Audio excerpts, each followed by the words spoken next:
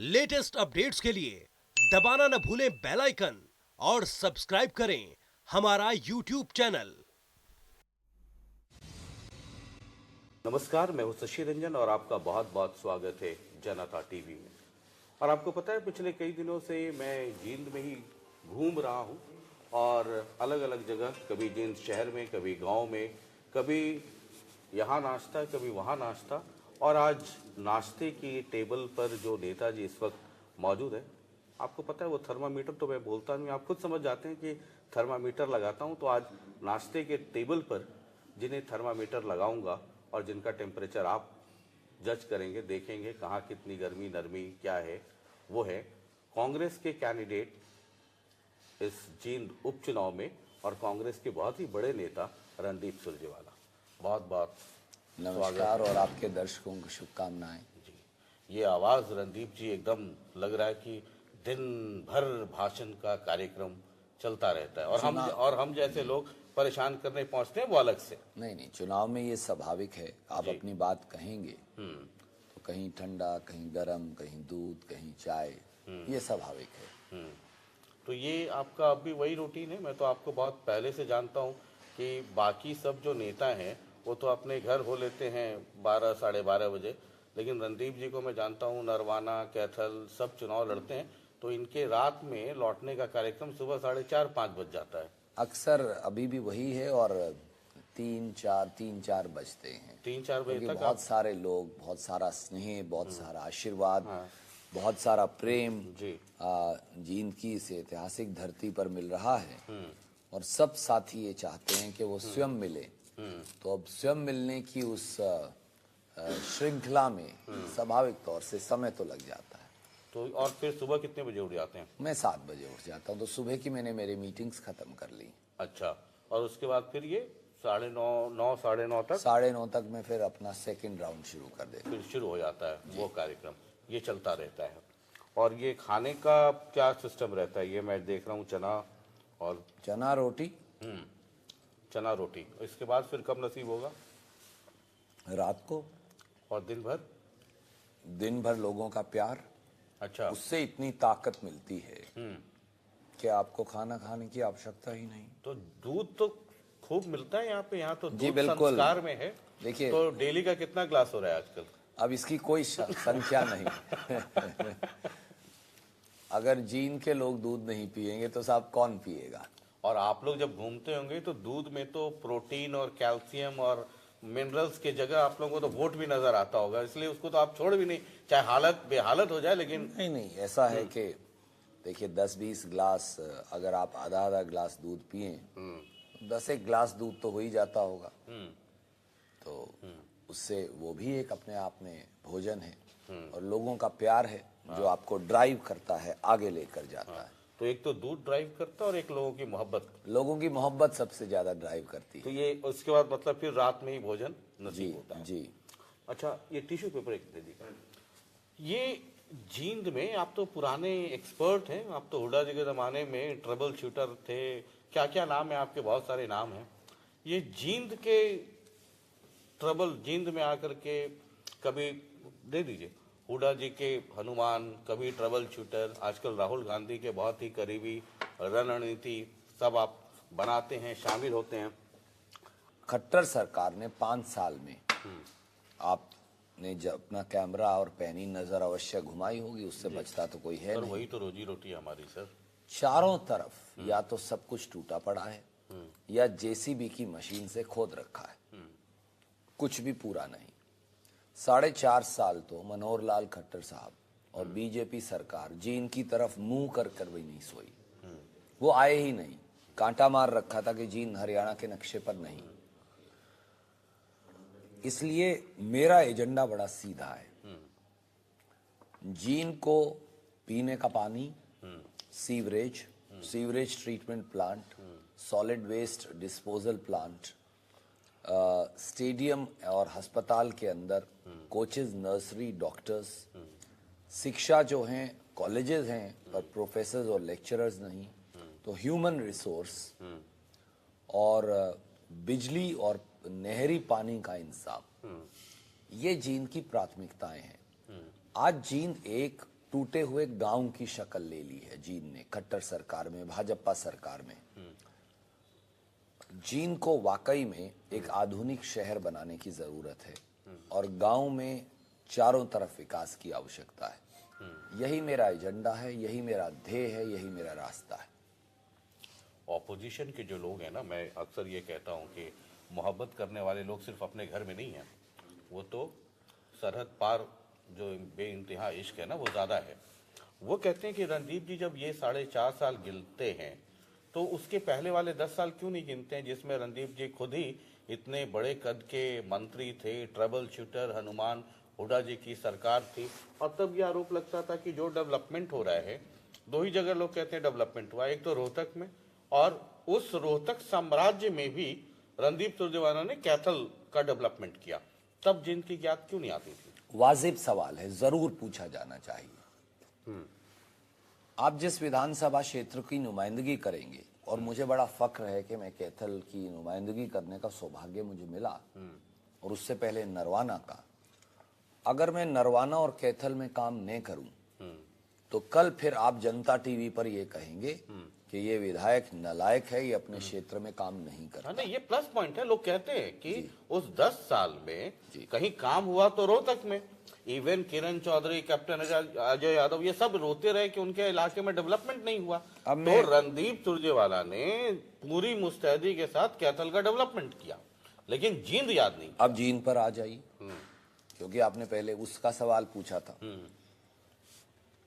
जींद में 10 साल से डॉक्टर मिड्ढा, हमारे बुजुर्ग थे, स्वर्गवासी हैं, लोक दल के एमएलए यहां रहे। 6 साल 1999 से 2004 तक लोक दल की सरकार रही। चौटाला जी जींद के इकलौते मुख्यमंत्री थे। जींद के इतिहास में कोई और मुख्यमंत्री नहीं बना जींद का नुमाइंदा, केवल चौटाला जी बने। अजय चौटाला भी यहीं थे, दुष्यंत चौटाला भी यहीं थे, सब इकट्ठे थे। जींद को क्या मिला? जींद को फूटी कोड़ी नहीं मिली, ना जींद विधानसभा को, ना नरवाना को, ना जुलाना को, ना सफीदों को, ना उचाना को। ये उनका रिकॉर्ड है। 5 साल से खट्टर साहब यहाँ हैं, 5 बार वो जींद नहीं आए। खट्टर साहब के साथ चौधरी बीरेंद्र सिंह भी है। चौधरी बीरेंद्र, अभी मैं आ रहा हूँ, चौधरी बीरेंद्र सिंह तो केंद्रीय मंत्री हैं। 40,000 करोड़ का सड़कों का बजट था, आजकल स्टील के मंत्री हैं। मोदी जी को यहाँ से विजयश्री मिली, क्योंकि रमेश कौशिक जी उनके बीजेपी के सांसद जीत कर गए। तो दिल्ली में भाजपा सरकार, हरियाणा में भाजपा सरकार, और इल्जाम कांग्रेस पर। अब कांग्रेस पर आ जाइए। जब कांग्रेस की सरकार थी तो एक एसटीपी जो आपको यहाँ नजर आता है अकेला, वो मैं जब पब्लिक हेल्थ मिनिस्टर था तो लगभग 100 करोड़ रुपया, एग्जैक्ट आंकड़ा फाइल से मिल जाएगा, हमने दिया। और जो आपको 25% सीवेज कवरेज नजर आती है जो है जिस एरिया में, वो सब उस समय की दी है। जींद में एक पृथक कॉलेज लड़कियों का जो हमने वो बनाया, वो कांग्रेस की सरकार ने बनाया। जींद का एसडीएम कांग्रेस की जींद का स्टेडियम कांग्रेस की सरकार में बना। जींद में एक नया विश्वविद्यालय कांग्रेस की सरकार ने बनाया। जींद के बाईपास का निर्माण कांग्रेस की सरकार में शुरू हुआ। जींद में पांडु पिंडारा तीर्थ के ऊपर करोड़ों रुपए का विकास कांग्रेस की सरकार में हुआ। जींद के जो सारे इलेक्ट्रिसिटी सबस्टेशन हैं वो तब बने जब मैं बिजली का मिनिस्टर था। जींद में कई गांव में आर्सेनिक और फ्लोराइड है, तो उन सब में आप अगर जाएंगे, ढांडा खेड़ी इत्यादि, कांग्रेस की सरकार ने किया। क्या खट्टर साहब एक प्रोजेक्ट बता सकते हैं? बीजेपी एक प्रोजेक्ट बता सकती है जो उन्होंने किया? ये काफी नहीं है, ये बहुत थोड़ी शुरुआत है। पर आपने पूछा, जींद से सोनीपत तक की नई रेलवे लाइन, जो 70 साल में देश के इतिहास में पहली रेलवे लाइन हरियाणा सरकार ने 300 करोड़ रुपए फंड करके बनाई, वो कांग्रेस की सरकार ने पैसा दिया, हरियाणा ने। तो ये काफी नहीं है, और बहुत कुछ करने की जरूरत है। वो एजेंडा है जो मैंने आपको बताया। बीजेपी के लोग कहते हैं कि कांग्रेस का 10 साल का रिजिम रहा, और नौकरी एक बहुत इंपॉर्टेंट मसला है, रोजगार। आपको पता है कि आईएनएलडी में ओम प्रकाश चौटाला और अजय सिंह अगर आज जेल के अंदर हैं, तो उसका कारण क्या है आपको पता है? नौकरियों में भेदभाव और तमाम तरह की गड़बड़ियां, ये आरोप है। अब खट्टर साहब ये कहते हैं कि चाहे कांग्रेस का रिजिम रहा हो, चाहे आईएनएलडी का रिजिम रहा हो, नौकरियों को लेकर के जो खेल होता रहा उसको हमने दुरुस्त कर दिया। हाल ही में अभी कुछ दिन ही हुए ग्रुप डी की नौकरियां आई हैं, हर गांव से या इससे उससे नौकरियां लगी। लोग कहते हैं बिना पैसे का हुआ, बिना पैरवी का हुआ, मेरिट से हुआ। और बीजेपी गवर्नमेंट इसको कहती है कि हमने पारदर्शिता और ईमानदारी के साथ ये काम किया। शशि जी, बहुत अच्छा सवाल आपने पूछा। आपके चैनल ने दिखाया था जी कि किस प्रकार से यही स्टाफ सिलेक्शन कमीशन में नौकरियों बिकती की धांधली पकड़ी गई थी। कितने महीने पहले? 8 महीने पहले। एफआईआर दर्ज है, आरोप चेयरमैन और मेंबर्स पर है, पैसा लेने का आरोप है, 60-60 लाख रुपया में नौकरी बेचने का आरोप है। खट्टर साहब ने क्या किया? चेयरमैन को 3 साल एक्सटेंशन दे दी, जबकि चेयरमैन और मेंबर्स पर एफआईआर दर्ज कर उन्हें जेल की सलाखों के पीछे भेजा जाना चाहिए था। एक ऑडियो वायरल हुआ पेहुआ में नगर पालिका के प्रधान की नियुक्ति के लिए 80 लाख रुपए की रिश्वत मांगने का, जिसमें सीधे सीधे इसी नौकरी बोर्ड के चेयरमैन का नाम आया, भारती जी का। पर नतीजा क्या हुआ? खट्टर साहब ने उसे भी दरकिनार कर दिया। जब जांच होगी ना इस सरकार की, जो होगी, तो नौकरियों में सबसे बड़ी चोरी और धांधली खट्टर सरकार में पकड़ी जाएगी। क्योंकि एफआईआर दर्ज हैं, मैं नहीं कह रहा, पंचकुला में एफआईआर दर्ज हैं, बच्चे प्रोटेस्ट कर रहे हैं। 14 बड़े पेपर खट्टर सरकार में लीक हो चुके। क्लर्क का पेपर लीक हुआ, फूड इंस्पेक्टर का पेपर लीक हुआ, एक्साइज इंस्पेक्टर का पेपर लीक हुआ, केंद्रीय विद्यालय तक का पेपर लीक हुआ, यहां तक कि पीएमटी का पेपर भी रेवाड़ी में लीक हो गया। और जब पेपर लीक हुए, उनमें से पानीपत के एक भारतीय जनता पार्टी के जो नेता हैं, जो खट्टर साहब के बहुत करीबी हैं, उनके स्कूल में वो पेपर बिकते पाए गए। यहां तो 8वीं, 10वीं, 12वीं और बीए का पेपर भी बिक रहा है। खट्टर सरकार ने नौजवानों के भविष्य पर ग्रहण लगा दिया है। नौकरियों की पारदर्शिता का स्वांग रच रहे हैं और नौकरियों की बोली लगाकर बिक्री हो रही है। चलिए ठीक है, ये क्योंकि मैं तो वो सवाल कर रहा हूँ आपसे जो आपसे पूछे जा रहे हैं, और ऐसा नहीं है कि पहली बार, आपने कई बार इसका जवाब भी दिया है।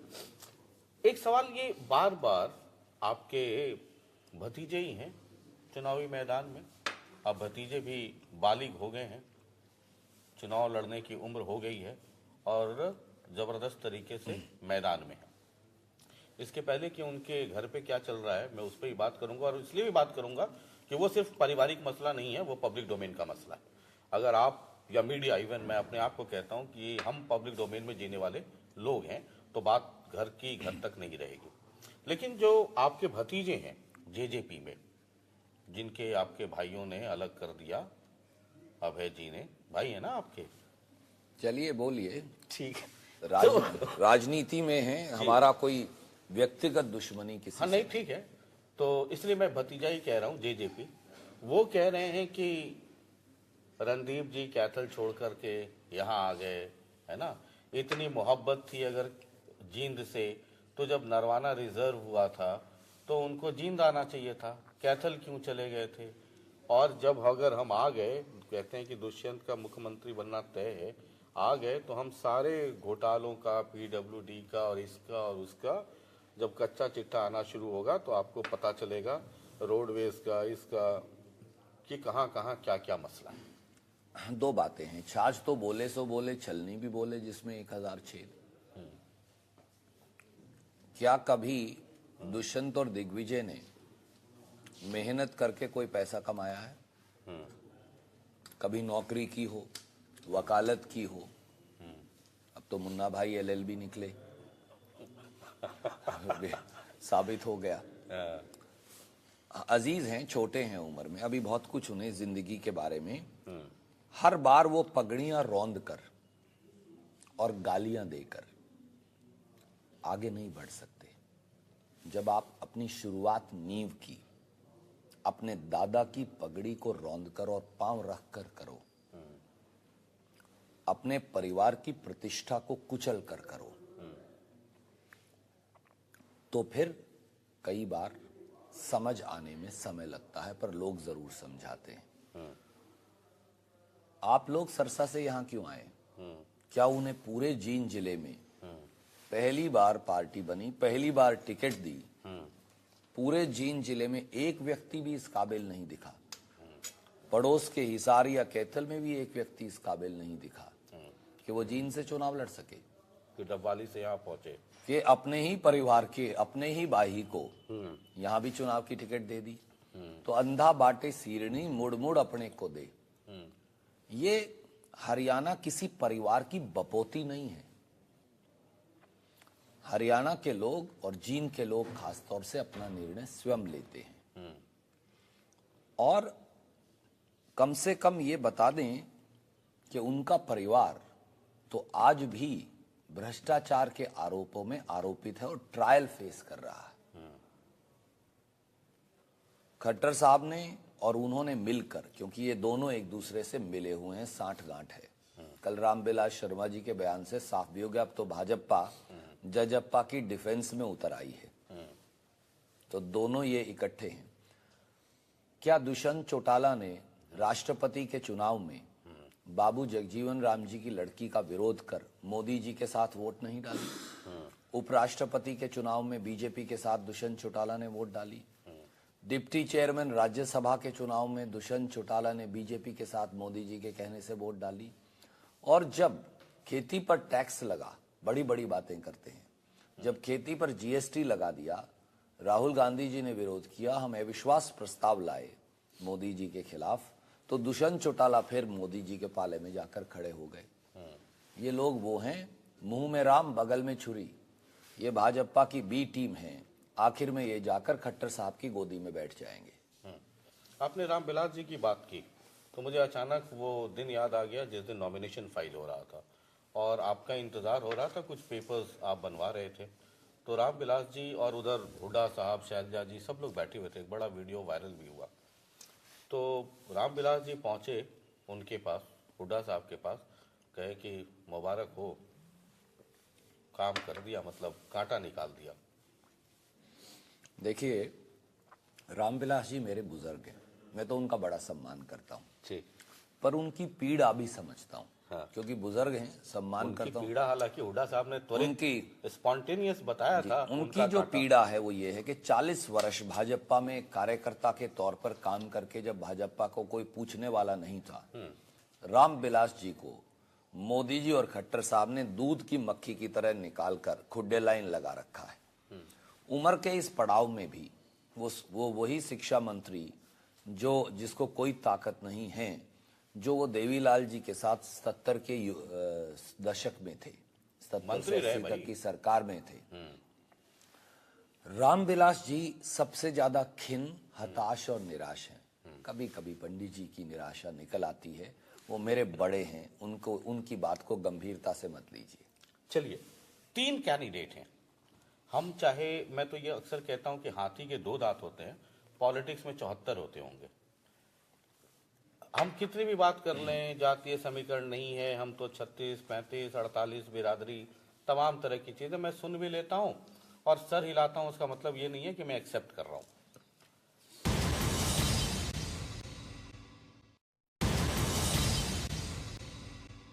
जातीय समीकरण बड़ा इंपॉर्टेंट है ना। अब यहां पर 35 गांव हैं, 65,000 वोट हैं। वहां शहर में 31 वार्ड हैं, लगभग 1,03,000, 5,000, यानी 1,69,000, 70,000, 68,000 की ये कंस्टिट्यूएंसी है। 45, 48,000, 49,000 मान लीजिए जाटों का वोट है। उसमें भी रेड्डू गोत्र सबसे ज्यादा है, फिर माजरा गोत्र और क्या क्या तमाम तरह की चीजें। 3 जाट कैंडिडेट। बीजेपी के लोग बड़ा कॉन्फिडेंट हैं कि 3 जाट कैंडिडेट और तीनों दबंग हो गए अपने अपने हिसाब से। वो टकराएंगे, वोट ऑफ डिवीजन होगा। और वैसी सूरत में जो नॉन जाट वोट का जो ध्रुवीकरण है, पिछला चुनाव इसका गवाह है, ये नगर निगम के जो चुनाव हुए हैं, रिजल्ट्स आए हैं, उसके गवाह हैं।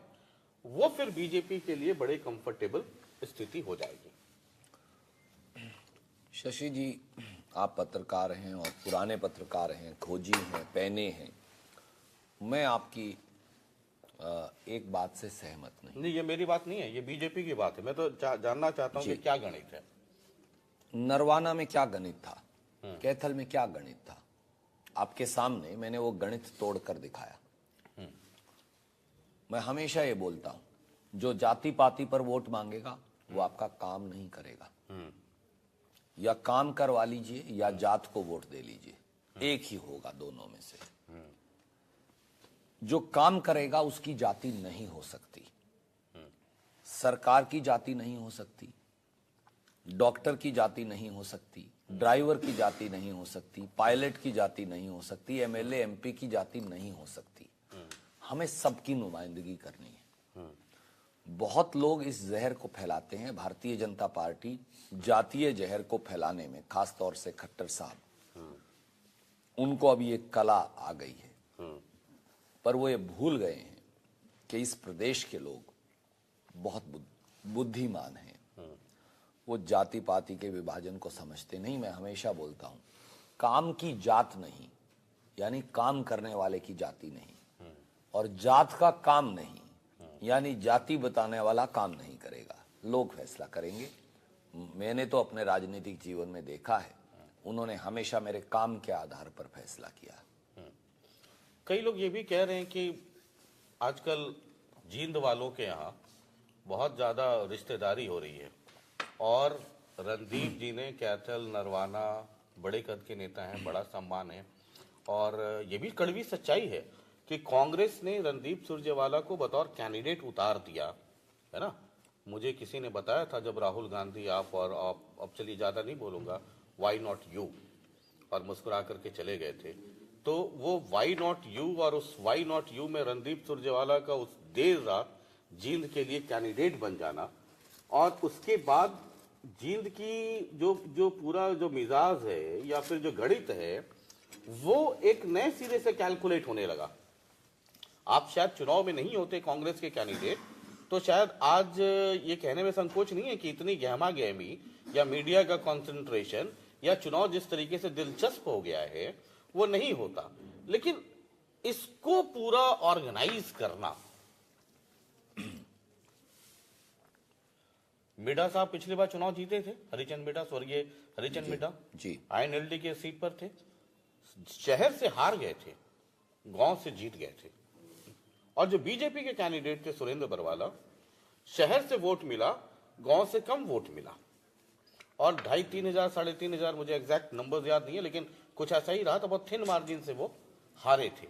ये सब गणित आपको भी पता है, मुझे अच्छी तरीके से पता है कि वो गणित आप बहुत अच्छे से समझते हैं, उसको वर्कआउट करते हैं, बहुत ही प्लान्ड और स्ट्रक्चर्ड वे में आप चुनाव लड़ते हैं।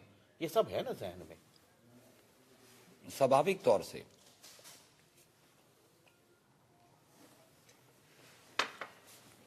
जींद में लगभग 2.5 लाख लोग रहते हैं, लगभग जी। जींद शहर अब एक बड़े गांव से भी बुरा है। इसकी अगर आपको तस्वीर बदलनी है तो इस शहर गांव के विभाजन को खत्म करना है। ये एक और नजरिया है, मैं इस नजरिए से देखता हूं। जींद के गांव में ना पीने का पानी है, ना नहर का पानी है। किसान और गरीब की हालत बहुत बुरी है।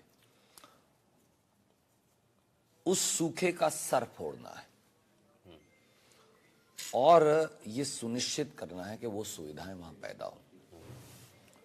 इसलिए मेरा मॉडल है कि गांव और शहर के विभाजन को खत्म करूं और एक combined model of development Jind के लिए डेवलप करूं। और इसीलिए मैंने कहा, मैं तो विधायक हूं, मैं विधायक बनने के लिए नहीं आया, मैं सुख छोड़कर तप मांगने आया हूं, तपस्या मांगने आया हूं। मैंने जींद के लोगों को कहा कि अपनी मुश्किलात मुझे दे दीजिए ना, अपनी तकलीफ मुझे दे दीजिए, अपनी चुनौतियां मुझे दे दीजिए, और मुझे ये मौका दीजिए कि मैं नए सिरे से पूरे जींद में लोगों के साथ मिलकर पुनर्निर्माण कर सकूं, ताकि जींद कभी भी इसके बाद तरक्की के पायदान पर पिछड़ा ना कहलाए। ये मेरा मॉडल है। वो जो आपने कहा ना अभी कि मैं विधायक हूं, एमएलए हूं, ऑपोजिशन वाले लोग भी कहते हैं, आप जो कह रहे हैं कि मैं तो एमएलए हूं, एमएलए बनने नहीं आया हूं, उसके आगे की लाइन वो कहते हैं कि वो तो, या कांग्रेस के अंदर लोग कहते हैं कि एमएलए हैं, एमएलए बने नहीं आए हैं। अब तो यहाँ से जीते तो फिर तो एक बार जो आप पहले करते थे ना कि ऐसे सब अलग है, चुनाव होगा तो सब एक साथ हो जाएगा, अब है ना। और जैसे ही वो एक साथ होगा और जींद का बाई इलेक्शन जीतते हुए, है ना, पांचों उंगलियां सबकी साइज अलग अलग हैं, तो ये बीच वाली जो है सबसे ऊंची वाली वो रणदीप हो जाएंगे और चीफ मिनिस्टर कैंडिडेट स्वतः घोषित हो जाएंगे। देखिए एक और नजरिया भी है, वो आपका आंकलन हो सकता है, पर मैं एक और आंकलन आपको देता हूं। आज हरियाणा बर्बादी की कगार पर है। कर्मचारी रो रहा है, किसान रोता है, व्यापारी रो रहा है, नौजवान के लिए रोटी रोजगार नहीं, गरीब आदमी के झोपड़ी में रोशनी नहीं, उजाला नहीं, अच्छी जिंदगी का कोई स्वप्न नहीं। अगर आपको कांग्रेस की अगली सरकार बनाकर ये सब बदलना है तो जींद एक नींव का पत्थर है। खट्टर सरकार 90 दिन में चरबरा कर गिर जाएगी। हाँ, ये मैं 90 दिन सुनता हूँ, लेकिन और एक सिर्फ बात और जोड़ूंगा, और ये जो दो लोकदल पार्टियां हैं ये लुप्त हो जाएंगी जिस दिन कांग्रेस यहां चुनाव जीतेगी। क्योंकि जो लोग अपने दादा के नहीं हुए, मेरा चौटाला जी से द्वंद्व है, आजीवन रहेगा, वो राजनीतिक द्वंद्व है।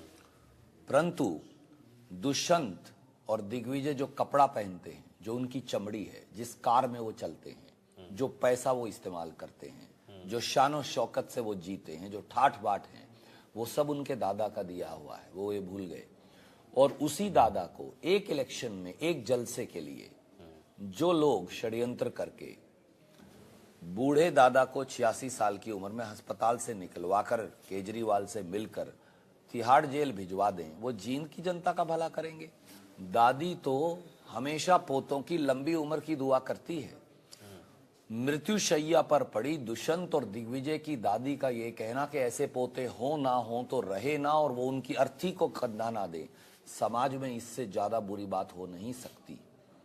जिन्होंने अपने दादा दादी को जिंदा जी मार दिया, वो भी जींद का भला करेंगे। ये दोनों पार्टियां लुप्त हो जाने वाली हैं, इसलिए जींद का चुनाव महत्वपूर्ण है, पदों या व्यक्तियों के लिए नहीं। चलिए, मुझे आपके आगे के कार्यक्रम की भी चिंता है कि आप समय पे पहुंचे। जींद ने अगर आपको चुन लिया तो फिर आगे क्या होगा? कैथल भी है, जींद भी है, नरवाना तो चलिए। देखिए, मेरा ये संकल्प है कि मैं जींद की पूरा नक्शा बदलूंगा, यहाँ रहूंगा, लोगों की सेवा करूंगा, जींद से विधायक रहूंगा और जींद का नक्शा बदलूंगा। और मैं फिर आपको ये चुनौती देकर कह रहा हूं, आज आपको नहीं देनी चाहिए, आप वरिष्ठ हैं। जब 5 वर्ष बाद चुनाव होगा तो मैं जनता टीवी में शशि भाई को साथ लेकर चलूंगा और कहूंगा पिछली फुटेज निकालिए और दिखाइए कि क्या जींद बदला या नहीं। कैथल और नरवाना दोनों मेरे लिए प्राथमिकता हैं। जब मैं नरवाना से कैथल गया तो मैंने कैथल के साथियों को कहा कि मैं नरवाना आजीवन छोड़ नहीं सकता। कैथल और नरवाना दोनों के लोगों का मेरी चमड़ी के ऊपर एहसान है। मैं अगर मेरी चमड़ी भी उन्हें दूं तो शायद मैं उनका एहसान नहीं उतार सकता। वहां की तरक्की हमेशा मेरी जिम्मेवारी रहेगी, विधायक वहां से कोई भी हो। मतलब जींद में आप रहेंगे? बिल्कुल, मैं यहाँ रहूंगा, यहाँ संकल्प लेकर मैं आप आया हूं। और मैं आपको इसीलिए मैंने कहा, मैं कभी जिंदगी में चुनौती देता नहीं, आपको मेरा रिकॉर्ड पता है। आज मैं शशि रंजन जी को ये चुनौती देता हूं। मैं अगर यहां से चुनकर जाऊंगा तो मैं 5 साल बाद, जब मेरा इंटरव्यू आप ले रहे होंगे अगले चुनाव में, नहीं ले रहे होंगे तो बुलाकर कहूंगा कृपया लीजिए हाथ जोड़कर, और कहूंगा पिछला और आज का फुटेज देखिए और लोगों को बताइए इंडिपेंडेंटली जींद बदला है या नहीं। चलिए, बहुत बहुत शुक्रिया। रणदीप सुरजेवाला बहुत ही तेज तरार नेता हैं, अच्छे वकील हैं, और यही सब खासियत है कि राहुल गांधी के आजकल बहुत करीबी हैं। और मैं अक्सर ये समझाता हूँ, वो हमने ही आपको बताया था, वो 9 तारीख का दिन था, जेपी के बेटे को लेकर के टिकट चल रही थी, मीडिया में तमाम खबरें थी। और जब जनता टीवी पर फोन पर लोग जब मुझसे बात कर रहे थे ऑन एयर, तो मैंने कहा था भाई इतनी हड़बड़ी नहीं करनी चाहिए क्रिकेट और पॉलिटिक्स में, आखिरी गेंद तक इंतजार करके थोड़ा चलते रहो, कुछ अलग भी हो सकता है। रणदीप जी के नाम पे 20 मिनट की चर्चा हो चुकी है, और तभी मेरे कान खड़े हो गए थे। और शाम शाम तक भी जब सब चैनल चला रहे थे कि जेपी के बेटे का टिकट फाइनल फाइनल, और जेपी भी फोन घुमाने लगे थे अपने इलाके में, तब भी मैंने जनता टीवी पे कहा था कि अभी इसे होल्ड करके चला जाए और थोड़ा वक्त दीजिए मुझे, क्योंकि मुझे पता था कि अगली मुलाकात कहाँ और किससे और कब और कैसे और कौन कौन किन के साथ होने वाली है। रणदीप सुरजेवाला का कांग्रेस कैंडिडेट होना जींद में सिर्फ ये एक उपचुनाव के लिए मैसेज नहीं है। हरियाणा कांग्रेस जो बिखराव के दौर से गुजर रहा था, कांग्रेस हाईकमान ने इस चुनाव के जरिए रणदीप सुरजेवाला को मैदान में उतार करके पूरे इस कांग्रेस को एकजुट करने की भी कोशिश की है और एक बहुत बड़ा सिग्नल दिया है। उस सिग्नल को समझना होगा। मैं तो सिर्फ इतना ही कह पाऊंगा कि रणदीप अगर ये उपचुनाव जीत गए, हालांकि क्रिकेट और पॉलिटिक्स में आखिरी गेंद तक वेट करना चाहिए, लेकिन अगर जीत गए तो फिर हरियाणा कांग्रेस की तस्वीर अलग होगी। और चीफ मिनिस्टर कैंडिडेट वो तो आप समझते ही है ना, मैं तो थर्मामीटर लगाता हूं, टेम्परेचर तो आप ही निकालते हैं। और हार भी गए, स्थिति कितने वोट आते हैं उस पर डिपेंड करेगा। दोनों परिस्थितियों में बड़ा अहम होगा कांग्रेस के लिए। जींद की बात तो बाद में कर लेंगे दूसरे इंटरव्यूज में। और ये थर्मामीटर लगाया था अभी रणदीप जी को, टेम्परेचर आपने नोट कर लिया होगा। अगले कार्यक्रम में फिर आपसे मुलाकात होगी, जींद का टेम्परेचर आपको दिखाते रहेंगे। मैं सिर्फ थर्मामीटर लगाऊंगा, टेम्परेचर आप नोट कर लीजिए। बहुत बहुत शुक्रिया, नमस्कार। लेटेस्ट अपडेट्स के लिए दबाना न भूलें बेल आइकन और सब्सक्राइब करें हमारा यूट्यूब चैनल।